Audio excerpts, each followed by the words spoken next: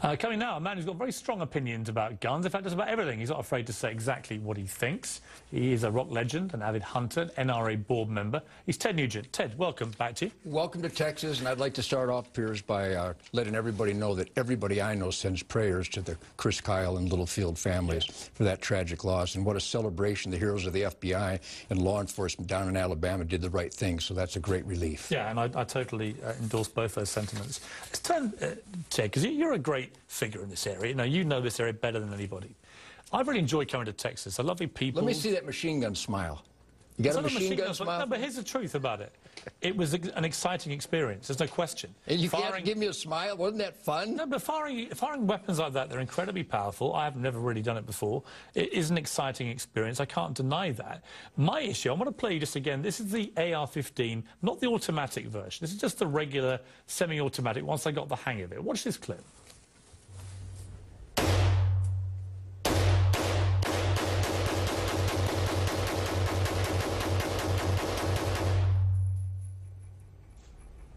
Wow. See, here's the thing. This is the weapon that was used at Aurora in the movie theatre, and it was used at Sandy Hook in the elementary school, and it's been used in the last 5 mass shootings. And I can see why. It was very light. It was easy to use. I had very little training before, maybe a minute's worth of training.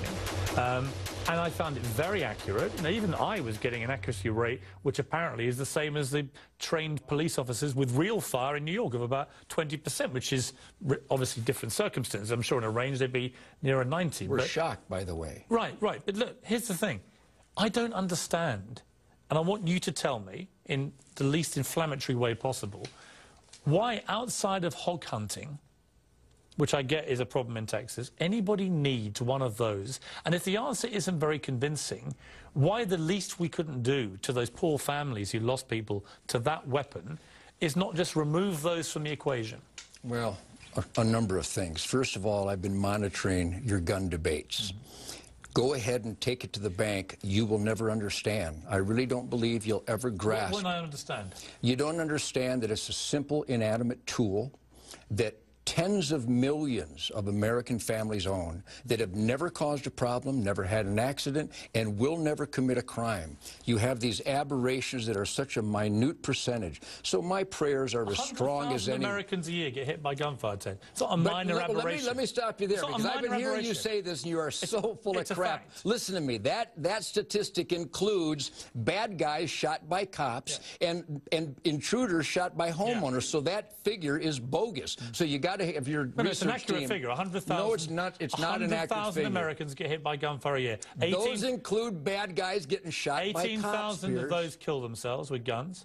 Right? Japan has a higher suicide rate, and they're not allowed to get downwind of a gun. Your turn. How many people got murdered by guns in Japan in the last 2 or 3 years? We're not talking about guns. We're talking about the act of murder. Do you care about murders, or do you only care about murders with guns? I care about all deaths. I don't think you do. I think you care about guns. I think you're obsessed with guns. No, I'm obsessed. 99.99% of the gun owners of America are wonderful people that you are hanging around with here today. Yeah. Perfectly safe, perfectly harmless, wonderful, loving, giving, generous, caring people. Would you leave us the hell alone? Go after the nut jobs, go after the murderers, because I don't know any. We need to lock up the bad guys, and when people show dangerous, murderous intent, which every one of these mass murderers showed, all their neighbors, their family, their teachers, their fellow students, they all knew they were crazy, but Pierce, we didn't stop them because we're worried about hurting their feelings. We have a madman problem in America where they're running around. We have a felony recidivism problem in America. Let's focus on that together and leave the rest of us alone.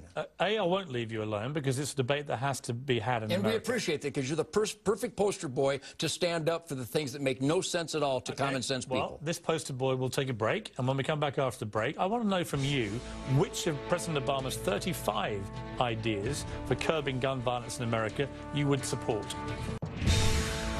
Tell them there's no legislation to eliminate all guns. There's no legislation being proposed to subvert the Second Amendment.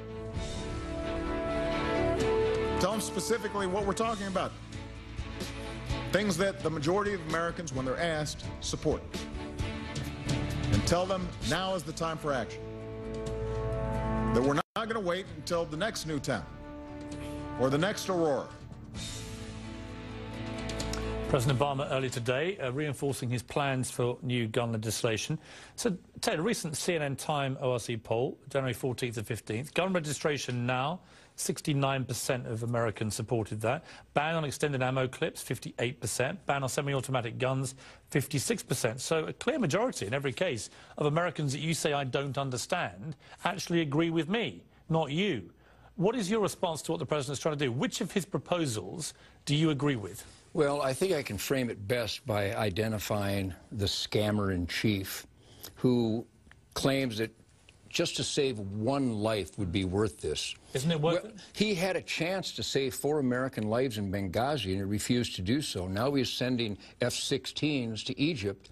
So how can you believe this guy? This guy is on record. This president of ours has been voted in by that clueless majority who is so out of touch, they still call magazine clips. They still call personal defense weapons assault weapons, which is a nomenclature created by the anti-gun agenda. Just go through I don't agree with President Obama on any of that. Do you agree with universal background checks? Absolutely not. Why? Because the government doesn't need to know who's got what. Of course they do. Ted Kennedy was on the no-fly list 5 times, which I happen to support. But that's a bureaucracy gone mad. You can't trust these guys. I was turned down purchasing firearms a number of times, and I own Class 3 weapons, and I own hundreds and hundreds of guns. I've had a concealed weapons permit for 40 years. I've got sheriff credentials, and the instant check turned me down a number of times. It showed some felony. But here's what's happened, Ted. You heard the owner of this store earlier in the show say he's selling 4 times as many guns and 4 times as much ammo to me since Sandy Hook. Maybe to you, maybe to Alex Jones, who was here earlier, which is fine. I find it an incredibly disturbing reaction to the massacre of 20 young children. That's not a reaction to Sandy Hook. But here's my question for Piers. you. Here's the question.